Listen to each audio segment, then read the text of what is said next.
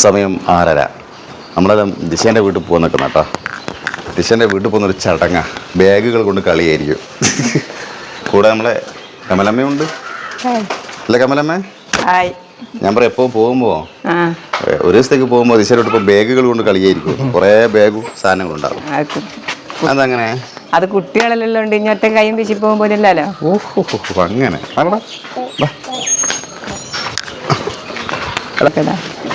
ഇങ്ങനെയൊക്കെ കാണുവാ. ട്രൈപ്പോഡ് എടുക്കേ അമ്മ. എന്തെല്ലാം എടുക്കണ്ടേ? ട്രൈപ്പോഡ് ആദ്യം ഇത് വെച്ച. ഇതിൻ്റെ ഇതൊക്കെ എന്തിനാന്ന് വെച്ച് കഴിഞ്ഞാൽ പറഞ്ഞുതരാം, വഴിയേ പറഞ്ഞുതരാം. മെയിൻ ഷൂട്ടിംഗ് നടക്കാൻ പോകുന്നത് ഇന്നാണ്. ദിശേൻ്റെ കുറച്ച് പേഷ്യൻസിൻ്റെ റിവ്യൂസ് എടുക്കേണ്ട പരിപാടിയുണ്ട്.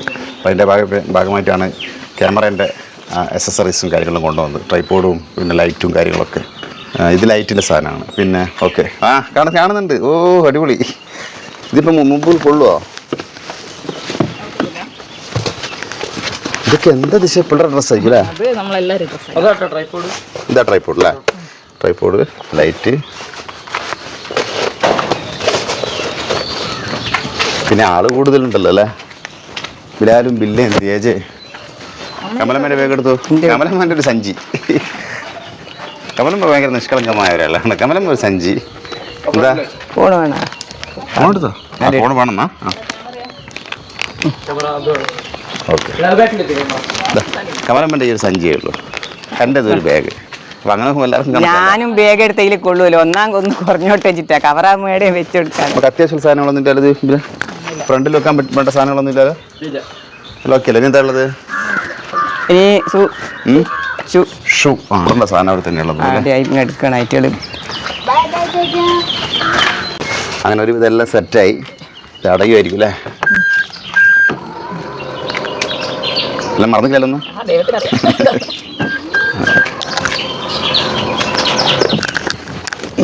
ചിലപ്പോൾ നോക്കണം.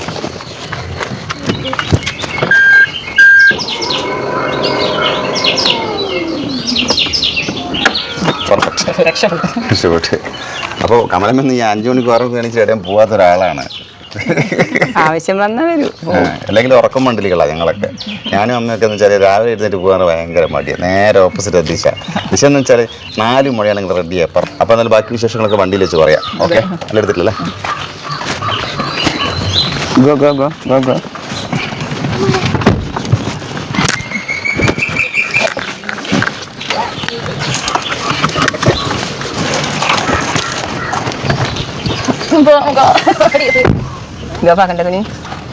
സായി ഒറ്റക്ക് നിൽക്കുമ്പോൾ ഭയങ്കര വിഷമല്ലേ? കളിക്കാൻ ആരും ഇല്ലാണ്ട്. പിന്നെ അതാ പറഞ്ഞ വീട്ടിൽ ഞാൻ ആ വിഷമം മാറ്റാനാണ്. എൻ്റെ വീട്ടിൽ 3 പിള്ളേർ. കളിക്കാൻ പുറത്തു പോകേണ്ട ആവശ്യമില്ല. വീട്ടിൽ നിന്ന് തന്നെ അമ്മ അങ്ങനെയാണ്. അമ്മ അതുകൊണ്ട് കുറേ പൊറുതി ഉണ്ടേനു. അല്ലെങ്കിൽ വീട്ടിൽ കൂടുതൽ പിള്ളേരുണ്ടെങ്കിൽ മീൻസ് ഒരു വീട്ടിൽ ഇപ്പം 3-4 പിള്ളേരുണ്ടെങ്കിൽ ബാക്കിയുള്ള പിള്ളേരെല്ലാം കളിക്കാനും പിടിക്കാനൊക്കെ ആ വീട്ടിലേക്കാണ് വരിക കൂടുതലും. ഇപ്പം നമ്മളെ വീട്ടിലൊക്കെ പണ്ട് ചെറുപ്പത്തിലൊക്കെ കളിക്കാനൊക്കെ കൂടുതലും നമ്മളെ വീട്ടിലേക്ക് പോവല്ലേ കളിക്കാൻ. ഏതെങ്കിലും ഒന്നും ഉണ്ടാവുമല്ലോ കളിക്കാനേ. അതുപോലെ ഒറ്റ മക്കളുള്ള വീട്ടിലൊക്കെ ഒരിക്കൽ കുറേ ആൾക്കാർക്ക് അങ്ങനത്തെ കാര്യത്തിൽ ഭയങ്കര ബുദ്ധിമുട്ടാന്ന് തോന്നുന്നത്. എൻ്റെ ചെറിയൊരു അറിവ് വെച്ചിട്ട് പറഞ്ഞാണ് കേട്ടോ. ഇപ്പോൾ നിങ്ങൾ കുറേ ആൾക്കാർക്ക് പല അഭിപ്രായങ്ങളുണ്ടാവും. നീ കല്യാണം കഴിച്ചിട്ടുണ്ടെങ്കിലോ ഞാനും എൻ്റെ അമ്മയും ഭയങ്കര കൂട്ടാ. കുറേ ദിവസം കൂടുമ്പോ എനക്ക് ടീച്ചറേയും കാണണം. എന്നിക്കൽ അങ്ങോട്ടോ അല്ലെങ്കിൽ ഇങ്ങോട്ടോ എങ്ങനെയെങ്കിലും നമ്മള് കണ്ടുമുട്ടും. പിന്നെ ഒരു രസമല്ലേ? ഒന്ന് അങ്ങോട്ട് പോവാ, ഒന്ന് ഇങ്ങോട്ട് വരുവാ, വേറെന്നാ പണി. അതൊക്കെയല്ലേ ജീവിതം. അമ്മ എല്ലാ പ്രാവശ്യവും ഞാനിപ്പം ഇപ്പോഴെന്നല്ല പതിവായിട്ട് പോകുന്ന ദിശേൻ്റെ വീട്ടിൽ പോകുന്ന സമയത്തും നമ്മളെ വീഡിയോ സ്ഥിരമായിട്ട് കാണുന്ന എനിക്കറിയാം. അധികവും അമ്മ എൻ്റെ കൂടെ ഉണ്ടാവും. ദിശേൻ്റെ വീട്ടിൽ നിന്നല്ല, ഒരുവിധം എല്ലാ സ്ഥലത്തും. അതെങ്ങനെ ഞാൻ ദുബായി പോയ സമയത്ത് ഞാൻ 1 മാസത്തെ വെക്കേഷനൊക്കെ അല്ലേ വരിക നമ്മളെല്ലാവരും തന്നെ. അപ്പോൾ നമ്മൾ എവിടെ പോകുമ്പോഴും ചിലപ്പം വീട്ടിലുണ്ടാവണമെന്നില്ല. അപ്പോൾ കൂടുതലും ചിലപ്പോൾ നമ്മൾ എവിടെയെങ്കിലും ഉണ്ടാവുക. അപ്പോൾ ആ സമയത്തൊക്കെ നമുക്ക് അമ്മേനെയും കൂട്ടി പോയി കഴിഞ്ഞാൽ അമ്മേനെ മിസ് ചെയ്യില്ല. അതിനെ സത്യം. ഇതല്ല ഈ സ്നേഹമെല്ലാം അമ്മമാർ തിരിച്ചറിയുന്നുണ്ടോ? ഈ അമ്മ തിരിച്ചറിയുന്നുണ്ടെന്ന് ആയിരിക്കും അറിയാം. അതുകൊണ്ടല്ലേ ഞാൻ ഇങ്ങനെ കാറ്റിപ്പറത്തി നടക്കുന്നത്. അല്ല, ചില അധികം ആൾക്കാരും ഗൾഫിൽ നിന്നും വന്നു കഴിഞ്ഞാൽ വീട്ടിൽ നിൽക്കാനുള്ള സമയം ഉണ്ടാവില്ല. എവിടെയെങ്കിലുമൊക്കെ ഇങ്ങനെ കറക്കവും ഇതൊക്കെ ആയിരിക്കും. എന്നൊക്കെ പറഞ്ഞാൽ ഫ്രണ്ട്സുകളൊക്കെ അങ്ങനെ കറങ്ങുന്ന ഫ്രണ്ട്സുകളൊക്കെ വളരെ കുറവാണ്. കുറച്ച് വളരെ റെയറായിട്ടുള്ള 1-2-3 സുഹൃത്തുക്കളേ ഉള്ളൂ. അപ്പോൾ അവരുടെ കൂടെ പോവും എന്നല്ലാതെ ഇപ്പോഴാണ് കൂടുതലൊന്നും പിന്നെ പുറത്തേക്ക് പോയി കറങ്ങാൻ തുടങ്ങിയത്. അപ്പൊ ഞാൻ പറയും അല്ല, അപ്പൊ ഞാൻ പറയും ഇതിപ്പോ ഞാൻ അങ്ങനെ ഒരുപാട് കറങ്ങിയിട്ട് വരും, ഇവിടുന്ന് ഇനിയിപ്പോ എന്തിനു കറങ്ങാൻ, അപ്പൊ ഞാൻ വീട്ടിൽ കുത്തിരിക്കും ഫുൾ ടൈം. അപ്പൊ ഇവർക്ക് പുറത്ത് പോകണം, അതാണ് അല്ലേ ദിശ? നമ്മളങ്ങനെയല്ലേ പോവുള്ളൂ, അല്ലാണ്ട് നമുക്ക് കറങ്ങാൻ പോകാൻ അവസരമില്ലല്ലോ. അങ്ങനെ നീ മിണ്ടരുത്, നീ എൻ്റെ അടുത്ത് ദുബായിൽ നിന്ന് അവിടെ നിന്നല്ല ഒരുപാട് കറങ്ങുന്നല്ലേ? ഞാൻ അമ്മേന്റെ കാര്യമാണ് പറഞ്ഞത്. കറങ്ങുന്നത് എവിടെയാ? അല്ല ഡ്യൂട്ടിക്ക് പോകുമ്പോ കൂടെ വണ്ടി കയറി കുത്തിരിക്കും. എന്റെ പറയാന്ന് വെച്ചാൽ ഞങ്ങൾക്കൊന്നും അങ്ങനെ ഒരു സംഭവമേ ഇല്ല. നമ്മളൊന്നും ബാല്യകാലത്ത് ഇവലെ പ്രായത്തിലൊന്നും വയസ്സായ ഏരിയ ഇപ്പം പോകാൻ തുടങ്ങി. പണ്ടൊക്കെ നമ്മളെ പണി, ജീവിതം, കുട്ടികൾ, കുഞ്ഞുങ്ങൾ എന്ന് പറഞ്ഞ വീട്ടിലെപ്പോഴും ബിസി ആയിരിക്കും. അതുകൊണ്ട് അതിനെപ്പറ്റി ചിന്തിക്കലേ ഇല്ല. ഇടയ്ക്ക് ഓർക്കാട്ടിലുള്ള കൊടുങ്ങല്ലൂര്, കൊട്ടിയൂര്, പിന്നെ അങ്ങനെ ചില സ്ഥലങ്ങളിലെല്ലാം അധിക വർഷവും പോകലുണ്ട്. എന്നുവെച്ചാൽ അവിടെ തെരുവത്തുള്ള ആൾക്കാരുമായിട്ട്. അതൊന്നല്ല അമ്മ ഇന്ത്യയിലേക്ക് പോവാത്തത്. അല്ല, അതിപ്പോഴല്ലേ, നിങ്ങളെ പ്രായത്തിലേ ഞാൻ പറഞ്ഞത്. അമ്മ ഇന്ത്യയിൽ എനിക്ക് തോന്നുന്നത് ഒരുവിധ സ്ഥലങ്ങൾ മൊത്തം സന്ദർശിച്ചിട്ടുണ്ട്. കറങ്ങി ഞാൻ ദുബായിലെ സമയത്ത് തന്നെ ആരെങ്കിലും പോകുന്നുണ്ട് ഭയം വിട്ടുമെന്ന് അറിയും. കാരണം നമുക്ക് പോകാൻ പറ്റുന്നില്ല. അപ്പൊ അമ്മ പോകാൻ സമയം സാഹചര്യം എല്ലാം ഒത്തു വരികയാണെങ്കിൽ പൈസ കാരണം പോകാണ്ടാവണ്ടെന്ന് ഞാൻ പറയും. പൈസ കാരണം പോകാണ്ടിരിക്കണ്ട, അത് ഞാൻ അറേഞ്ച് ചെയ്ത് തരാം, അമ്മ പോയിക്കോ. അല്ല, അതെല്ലാം ഒരു വലിയ ഭാഗ്യമായിട്ട് ഞാൻ ഇന്നും കാണുന്നത്. കാരണം വെച്ചാൽ ഇപ്പം പുസ്തകത്തിൽ വായിക്കുന്നതും ടി വി കാണുന്ന ചില സ്ഥലങ്ങളിലെല്ലാം ഞാൻ പോയിക്കെന്ന് പറയണ്ട. കാശി സോമനാഥ ക്ഷേത്രം, മഹാത്മാഗാന്ധിജിന്റെ വീട്ടില്, അതൊക്കെ ഒരു മഹാത്മാഗാന്ധിജിന്റെ വീട്ടിൽ പോയി. പിന്നെ രാഷ്ട്രപതി ഗുജറാത്തിലെ പോർബന്തറിൽ രാമേശ്വരം പോയപ്പോ ജനിച്ചു. ഞാൻ പണ്ട് 1ാം ക്ലാസ് വരെ പഠിച്ച ഓർമ്മ എനിക്കുള്ളൂ. അതല്ല, രാമേശ്വരം പോയപ്പോ നമ്മളെ രാഷ്ട്രപതിന്റെ വീട്ടിൽ പോയിന്, അബ്ദുൽ കലാമിന്റെ വീട്ടില്. അപ്പൊ അതൊക്കെ ഒരു എന്താ പറയാ സുവർണ നിമിഷങ്ങളായിരുന്നു. Very good. അതൊക്കെ ഞാൻ എന്നും ഓർക്കലുണ്ട്. ഇന്നും ഇതിനെപ്പറ്റി എന്നെപ്പോ സ്തുതിക്കലുണ്ട്. കാരണം എന്താ വെച്ചാൽ അതൊന്നും ഒരിക്കലും എന്നെ പോലത്തൊന്നും, എന്റെ സാഹചര്യമൊക്കെ വളരെ മോശമായിരുന്നു കോശി എന്ന് പറഞ്ഞ പോലെ. അപ്പൊ അങ്ങനത്തെ ഞാൻ അടിയൊക്കെ എത്തിപ്പെടുക എന്ന് പറഞ്ഞാലൊരു പുണ്യം തന്നെയല്ല. കാശിയില് പണ്ട് എല്ലാവരും പറയും അവസാനം കാശിക്ക് പോവാന്ന്. ഞാൻ ആദ്യമേ പോയിട്ട് ഇങ്ങ് പോന്നിക്ക്. അപ്പൊ അതൊക്കെ ഒരു മഹാഭാഗ്യമായിട്ട് ഞാൻ ഇന്നും കണക്ക് കൂട്ടുന്നുണ്ട്. പിന്നെ അമ്മ ദുബായിലൊക്കെ വന്നിട്ടുണ്ട്. അമ്മ ദുബായിൽ 7 എമിറേറ്റ്സിലും കറങ്ങിയിട്ടുണ്ട്. അമ്മ ദുബായ്, അബുദാബി, മീൻ മാർക്കറ്റ് വരെ, പശുത്തൊഴുത്ത്, മീൻ മാർക്കറ്റ് മുതൽ പശുത്തൊഴുത്ത് വരെ, ഷാർജയൊക്കെ അടുത്തടുത്താണെങ്കിലും 7 എമിറേറ്റ്സിലും അമ്മ ദുബായിൽ കറങ്ങിയിട്ടുണ്ട്. ഐറ്റ കറക്കല്ല, ഒന്നൊന്നര കറക്കം. കാരണം വെച്ചാൽ ഞാൻ അവിടെ തന്നെ ആയിരുന്നല്ലോ. ഞാൻ എൻ്റെ ജോലി സംബന്ധമായിട്ട് ഒരുവിധം എല്ലാ എമിറേറ്റ്സിലും പോവാറുണ്ടായിരുന്നു. പിന്നെ അപ്പോൾ അവിടെയൊക്കെ പോകുന്ന അല്ലെങ്കിൽ ലീവുള്ള ദിവസം ഏതാ പോകാൻ പറ്റാത്ത എമിറേറ്റ്സിൽ അവിടെയൊക്കെ അമ്മ കൂട്ടിക്കൊണ്ടു. അവിടെ എന്താണ് കാണാനുള്ള വെച്ചാൽ കാണിക്കും. പക്ഷെ ശരിക്കും ഞാൻ എന്തെല്ലാം കാണാനുള്ളതെന്ന് ടൂറിസം ഫീൽഡ് പോയപ്പോൾ മനസ്സിലായിട്ടോ അമ്മേ. ഞാൻ ജോലി ചെയ്യുന്ന സമയത്ത് എനിക്ക് ഒരുപാട് സ്ഥലങ്ങൾ അറിയില്ലായിരുന്നു. പിന്നെ ടൂറിസം ഫീൽഡ് പോയി കഴിഞ്ഞാലാണ് ഒരുപാട് കാണാനുള്ള വലിയ സ്ഥലങ്ങളുണ്ട്. നമുക്ക് അടുത്ത പ്രാവശ്യം ഒരു വ്ളോഗാക്കിയിട്ട് ദുബായ് പിടിച്ചാലോ അമ്മേ? ദൈവാനുഗ്രഹിക്കട്ടെ. സ്പോൺസർ ചെയ്യെങ്കിൽ നല്ലതിനല്ലേ? ആരോ മുമ്പേ പറഞ്ഞേക്കായിരുന്നു നമ്മളോട്. അത് ഒമാനില്ലേ, മൂപ്പർ പൊടിയില്ല. മൂപ്പർ നിങ്ങൾ ഒമാനിലേക്ക് കൊണ്ടുപോവാ, നിങ്ങൾ വരൂലെന്നെല്ലാം പറഞ്ഞു പോയ ആളാ. ഇപ്പൊ നോക്കുമ്പോ യാതൊരു വിവരമില്ല. ഇപ്പൊ അയാൾക്ക് ഒമാനിന്റെ കുത്തിട്ട് ഇന്നെ ഇവിടുന്ന് കാണാം. ഞങ്ങോട്ട് വിളിക്കേണ്ട ആവശ്യം ഓരെന്തോ ഒരു സംഘടന പ്രോഗ്രാമിലേക്ക് നമ്മൾ വിളിക്കാറുള്ളത്. അത് ഞാൻ ഒരു കോമഡി പറയുന്നല്ലേ സുമേഷേ? ഞാനും കോമഡിയൊക്കെ അമലേ പറയുന്നത് നമുക്ക് മനസ്സിലാവും. അയാൾക്ക് സ്നേഹം കുറഞ്ഞിട്ട് വിളിക്കായിട്ടൊന്നല്ല. അയാൾ കേൾക്കുന്നുണ്ടാവും. ഓർമ്മിപ്പിച്ചതാ, മറന്നു പോയിക്കണ്ടല്ലോ ഓർമ്മിപ്പിക്കുക. നിങ്ങൾ പല വ്ളോഗേഴ്സിനെല്ലാം ഭയങ്കര സംഭവമാക്കിയിട്ട് പല സ്ഥലത്ത് കൊണ്ടുപോകുന്നുണ്ടല്ലോ. പാവങ്ങളായ ചെറിയ കുഞ്ഞു വ്ളോഗേഴ്സ് ഈ സൈഡിലുണ്ട്. നമ്മളെ പോലെ കൊണ്ടുപോയി കഴിഞ്ഞാൽ വലിയ കാര്യമായിരിക്കില്ലമ്മേ. പിന്നെ അപ്പൊ നമ്മളതാ വടകര എത്തി കേട്ടോ. വടകര എത്തി. ഇനി നേരെ അപ്പൊ ഞങ്ങൾ സത്യത്തിൽ നേരത്തെ പറഞ്ഞത് നിങ്ങൾക്ക് എങ്ങനെ കൺവേ ആയിട്ടുണ്ടോ എന്ന് എനിക്കറിയില്ല. ശരിക്കും ഇന്നത്തെ ട്രിപ്പ് എന്ന് പറയുന്നത് കാസർഗോഡിലേക്കാണ്.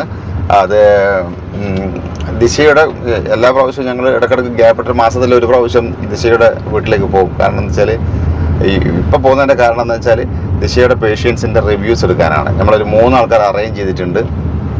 അവിടെ മംഗലാപുരത്ത് വരാം. ദിശ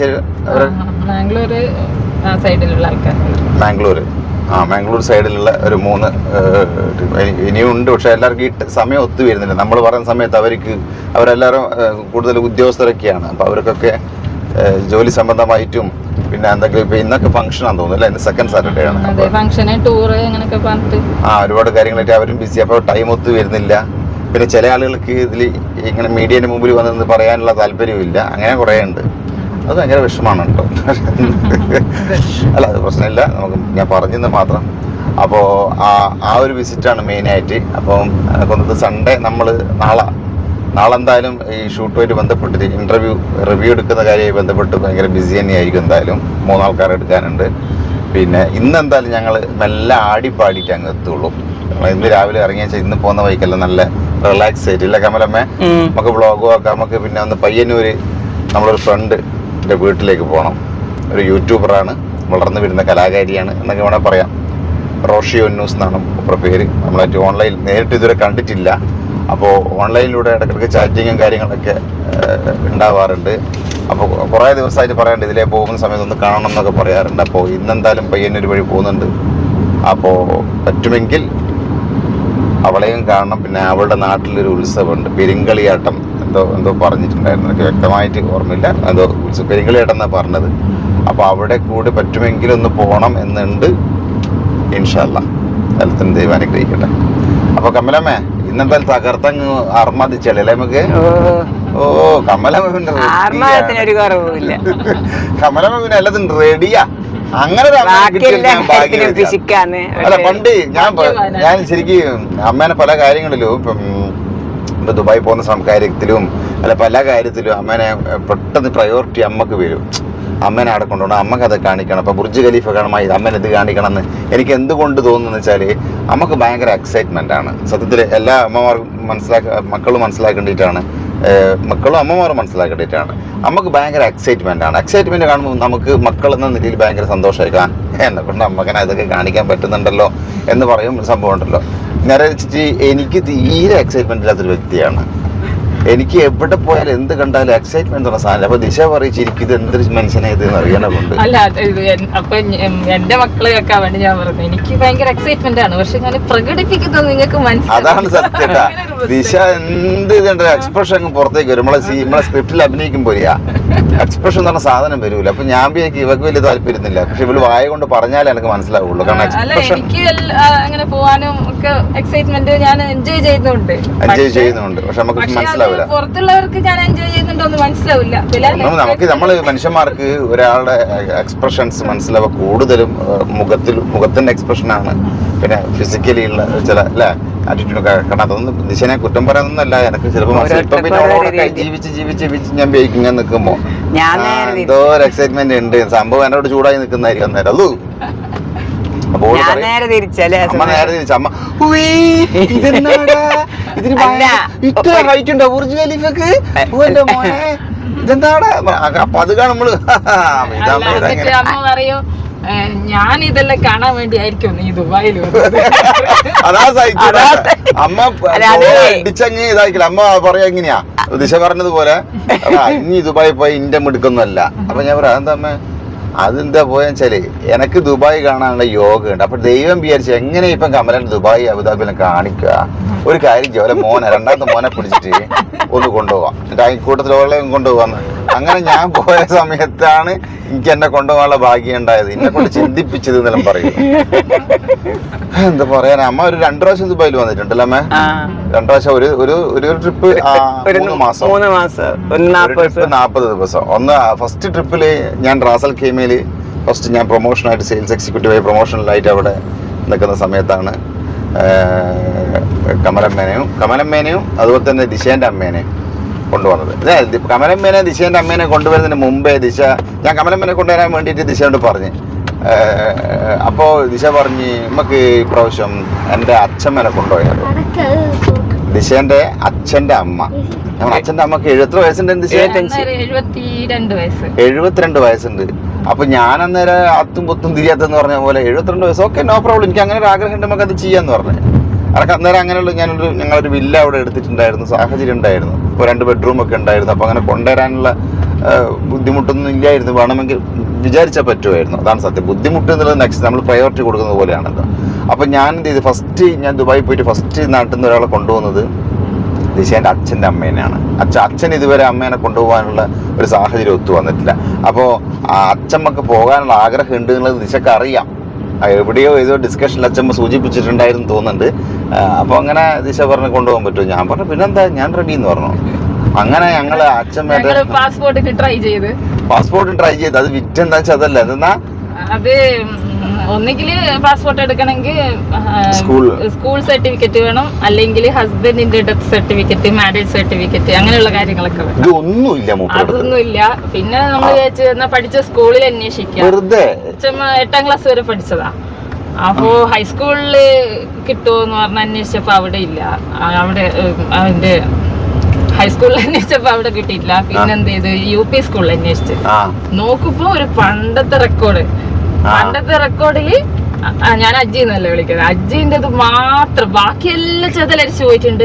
ഇത് മാത്രം നമുക്ക് ആവശ്യമുള്ളത് മാത്രം ഒന്നും പറ്റിയില്ല. അതൊരു യോഗം പോലെ അല്ലേ? ശരിക്കും മൂപ്പർക്ക് ദുബായി പോകാനുള്ള യോഗം ഉണ്ട്.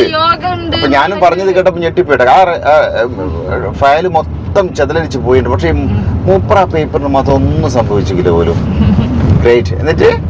എന്നിട്ട് പിന്നെ ഞങ്ങള് പാസ്പോർട്ടിന് അപ്ലൈ അങ്ങനെ ചെയ്തു. പെട്ടെന്ന് തന്നെ കിട്ടി. അങ്ങനെ പെട്ടെന്ന് തന്നെ മൂപ്പർ വന്ന് ഒരു ട്രാജഡി ഉണ്ടായിട്ടോ. അതിനോട് നമ്മൾ പറയുമ്പോൾ എല്ലാം പറയണല്ലോ, നല്ല കാര്യങ്ങൾ മാത്രം പറയുമ്പോൾ അത് റിയൽ ആവില്ല. അപ്പോൾ ഞങ്ങൾ മൂപ്പർ 1 മാസത്തെ വിസിറ്റിനാണ് കേട്ടോ വന്നത്. റാസൽ ഖൈമയിലായിരുന്നു. അപ്പോൾ ഞാനിങ്ങനെ മേരി സൂക്കിലും കൂടെയും കുവൈത്തി സൂക്കിലും കൂടെയൊക്കെ ഈ അച്ഛമ്മേനെ കൊണ്ട് പോകുമ്പോൾ കയ്യിലും പിടിച്ചിട്ട് ഇങ്ങനെ കൊണ്ടുപോകണം. പക്ഷെ നല്ല ആരോഗ്യമുണ്ട്. എന്നാലും നമ്മൾ കൈ പിടിച്ചിട്ട് കൊണ്ടുപോകുന്ന സമയത്ത് എൻ്റെ കൂടെ എൻ്റെ കസ്റ്റമേഴ്സ്, എൻ്റെ കുവൈത്തി സൂക്കിലെ മേരി സൂക്കിലെ ആൾക്കാർ എല്ലാം മോനെ നീ ഇതെന്ത് കണ്ടിട്ട് കൊണ്ടുപോകുന്നത്? ഞാൻ എന്താ ഈയുടെ ഇത്രയും പ്രായമുള്ളതെല്ലാം കൊണ്ടുവരും, നീ ശ്രദ്ധിക്കുന്നുണ്ട്, വിസിറ്റ് എടുത്ത് അങ്ങനെ ഇങ്ങനെ. കാരണം എനിക്കറിയില്ലെന്ന് അത്രയും ഏജിലെ ആൾക്കാരെ കൊണ്ടുവരുമ്പോൾ കുറച്ചും കൂടെ കെയർഫുൾ ആയിരിക്കണം എന്നുള്ള കാര്യത്തിൽ ഞാൻ പിന്നെ വെച്ചടി സെയിം പറഞ്ഞാൽ കൂട്ടി കൊണ്ടുവന്നല്ലേ. പക്ഷെ അങ്ങനത്തെ കാര്യങ്ങൾ ശ്രദ്ധിക്കണം വെച്ചാൽ ഒന്നുമല്ല. അവിടുന്ന് എന്തെങ്കിലും ബുദ്ധിമുട്ടുകൾ സംഭവിച്ചാലോ എന്നുള്ള പേടിയാണ് കേട്ടോ, വേറെ ഒന്നും അല്ല. അവിടെ കൊണ്ടുപോകുന്നതുകൊണ്ടൊന്നും ബുദ്ധിമുട്ടൊന്നുമില്ല. അപ്പം ഞാനത് രണ്ടും കൽപ്പിച്ച് കൊണ്ടുപോയി. മൂപ്പർ ഹാപ്പിയായി കോർഫുഖാൻ ബീച്ചിൽ വിളാടുന്നെല്ലാം എനിക്ക് ഭയങ്കര ഒരു ഓർമ്മയാണ് മൂപ്പറ. പക്ഷേ ട്രാജഡി എന്താ സംഭവിച്ചാൽ അവിടെ അജീനെ ഞങ്ങൾ വിളിക്കുക. ദിശേൻ്റെ അച്ഛമ്മ ഉള്ള സമയത്ത് ദിശേൻ്റെ അച്ഛൻ ആഴ്ചയിൽ നല്ല ഹാപ്പി ആയിട്ട് മൂപ്പറ വരുത്തുണ്ട്. ഒരു വ്യാഴാഴ്ച വരും അല്ല ദിശ? വ്യാഴാഴ്ച വൈകുന്നേരം വരും. വ്യാഴാഴ്ച വൈകുന്നേരം വന്നിട്ട് തിങ്കളാഴ്ച ശനിയാഴ്ച പോകും. അപ്പൊ ആ മൂപ്പർ വരുന്ന ദിവസം അടിപൊളി. മൂപ്പർ രാവിലെ തന്നെ കിച്ചണിലും കയറി അടിപൊളി ചിക്കൻ കറി അത് ഇതിലുണ്ടാക്കി ഞങ്ങളെല്ലാം എഴുന്നേക്കുമ്പോഴത്തേക്ക് ലഞ്ചെല്ലാം ആയിട്ടുണ്ടാവും. മൂപ്പർക്ക് അങ്ങനെ ഇരുത്തം കൊള്ളൂല, ഇങ്ങനെ പാഞ്ഞു കിടക്കുന്ന ചങ്ങായ. നല്ല ഫുഡിയാണ്, ഒരുപാട് വെറൈറ്റി ഫുഡുകൾ ഉണ്ടാക്കും, അടിപൊളിയായിട്ട് ഉണ്ടാക്കും. ഉണ്ടാക്കി നമ്മളിങ്ങനെ തൊട്ട് കളിക്കുമ്പോൾ മൂപ്പർ നമ്മളോട് ചൂടാവും. നമ്മളോട് പറയും ഇതെന്തെന്നാ ഇനി കളിക്കുന്നത്? മൂപ്പറിലൊരു അയക്കൂറെല്ലാം 10-12 പീസെല്ലാം കഴിച്ച് കളിക്കും.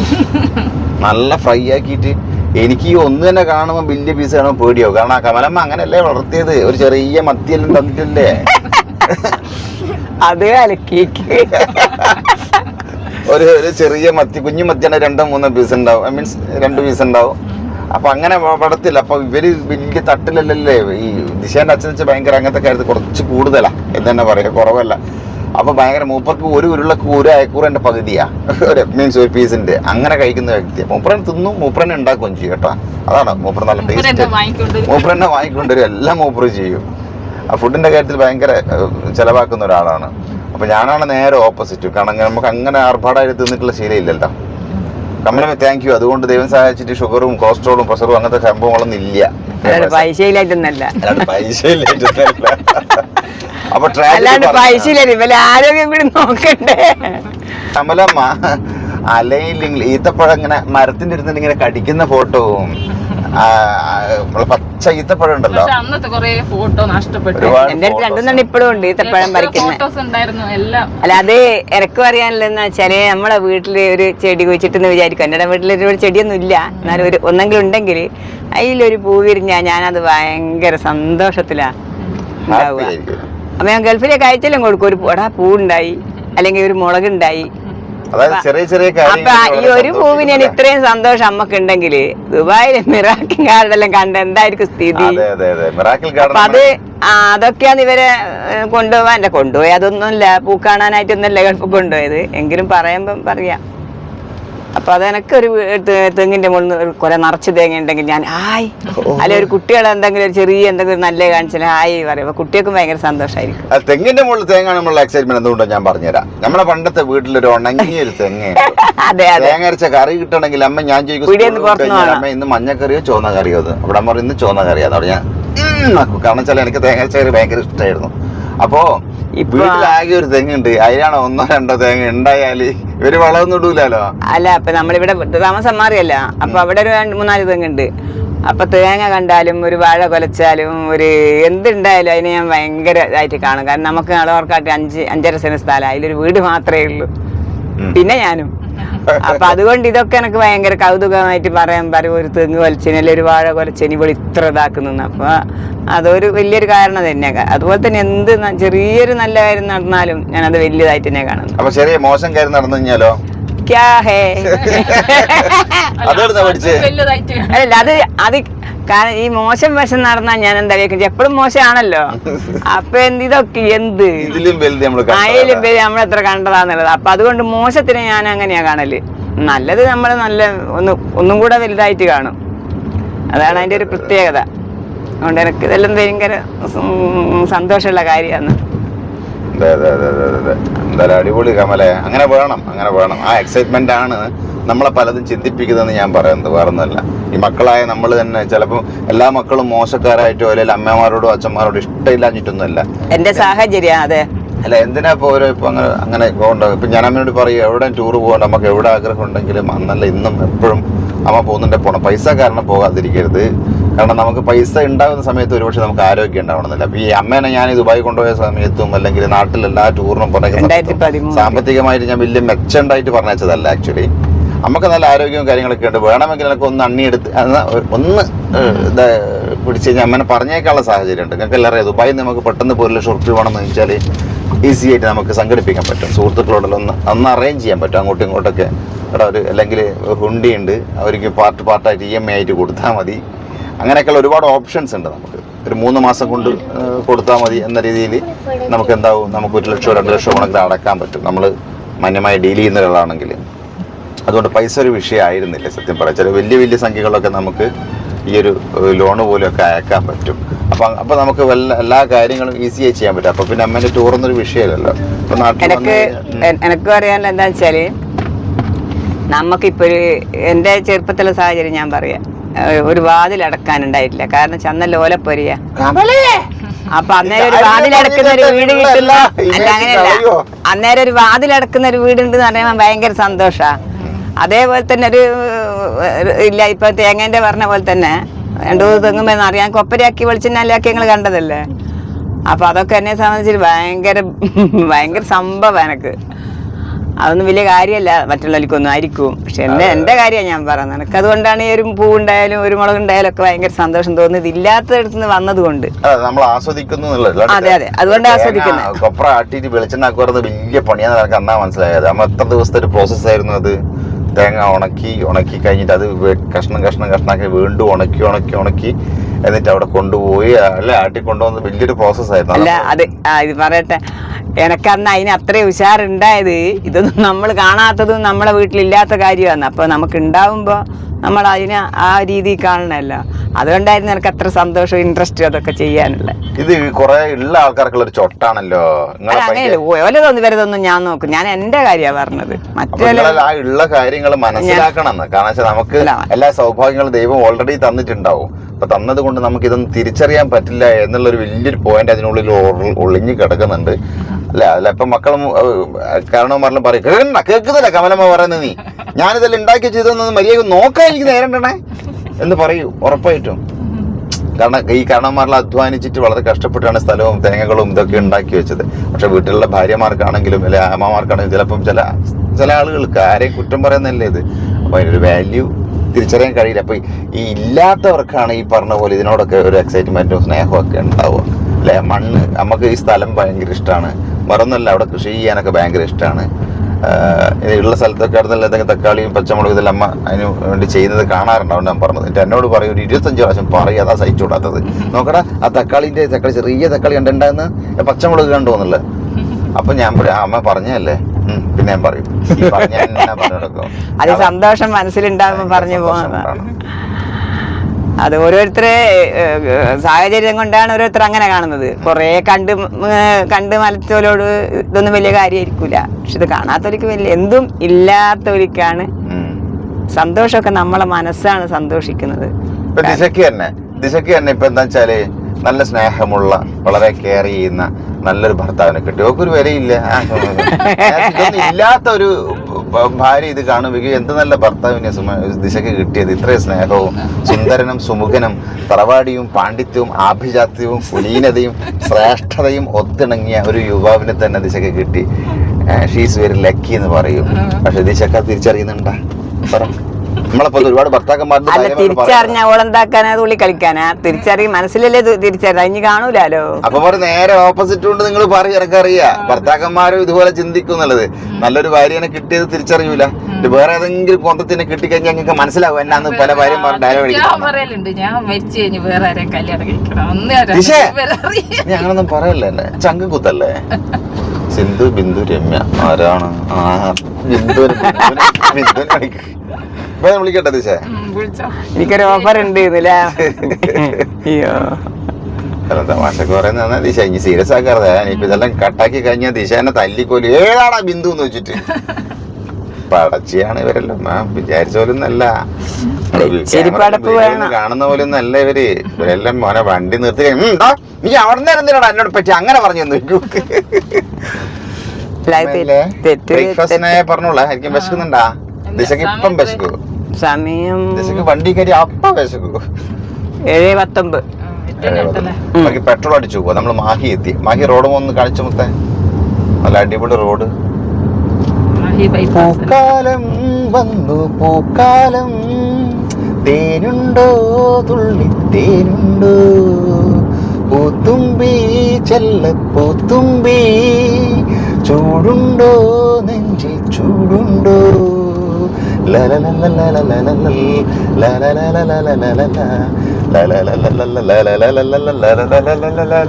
അങ്ങനെ മാഹി പെട്രോൾ പമ്പിലെത്തി. പെട്രോൾ അടിച്ചിട്ട് അങ്ങോട്ട് പോവാന്ന് വിചാരിക്കണോ? ആണല്ലോ, തിരക്കാണല്ലോ. നടക്കുവാ. പിള്ളേർക്ക് ബാഗ് പോയിരിക്കരുതാ. ഇവിടെ ഇരിക്കുന്നു. 3 ആളും അമ്മേന്റെ അടുത്ത് ഒരാളിവിടെ ഇരുന്നു.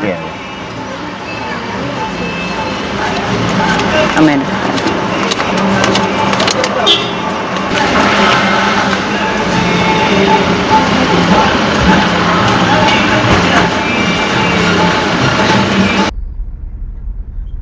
കണ്ണൂര് നമുക്ക് 2 പേഷ്യന്റ്, ദിശേന്റെ 2 പേഷ്യൻസിന് നമുക്ക് മെഡിസിൻ കൊടുക്കേണ്ട ഒരു ആവശ്യമുണ്ട്.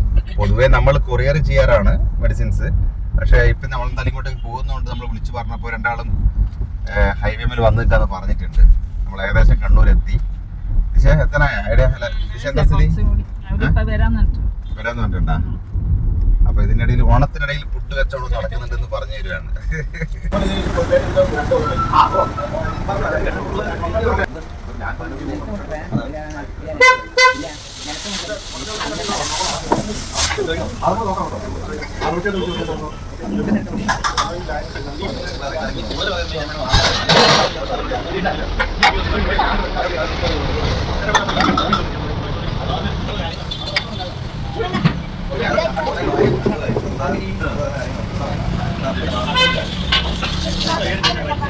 പാലം